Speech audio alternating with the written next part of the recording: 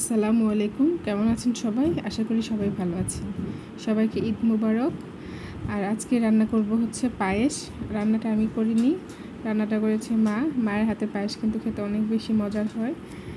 পাতিলে 3 কেজি পরিমাণ দুধ এবং কিছু পানি দিয়ে দিয়েছে, আর এখানে কিছু গরম মশলা দিয়ে ভালো করে জাল করে নিয়েছে। এখন আধা কেজির থেকে বেশি পরিমাণে চাল দিয়ে আবার ভালোভাবে ফুটিয়ে নিবে দুধ এবং চালগুলো। আর এখন ভালোভাবে নাড়াচাড়া করে দিচ্ছে যেন তলানিতে না লেগে যায়। আর নাড়তে নাড়তে দেখেন অনেকটাই বেশ ঘনত্ব হয়ে আসছে। আবারও ভালোভাবে নেড়েচেড়ে নিচ্ছে। আর এখানে খেজুরের গুড় দিয়ে দিয়েছে। খেজুরের গুড় দিলে কিন্তু পায়েসটা খেতে বেশি মজার হয়, আমার কাছে তো অনেক ভালো লাগে। আর এদিকে আমি হচ্ছে এখন বাদামগুলো কেটে নিব। পায়েসে গুঁড়ো দুধ দেওয়ার জন্য মা গুঁড়ো দুধগুলো পানিতে ভালোভাবে গুলিয়ে নিচ্ছে। এগুলো সব পায়েসে দেওয়া হবে। আর দেখেন এটার ঘনত্ব কিন্তু বেশ ভালো হয়েছে। এই যে মার হাতে পায়েস কেউ খেয়েছে এমন কেউ বলেনি যে মজা হয়নি, সবার প্রত্যেকে বলে যে অনেক মজা হয়েছে। আমার কাছেও তো খেতে অনেক বেশি মজা লাগে। এখানে পায়েসে কিন্তু চিনি এড করা হয়েছে, হয়তো সেটি ভিডিওতে আসেনি।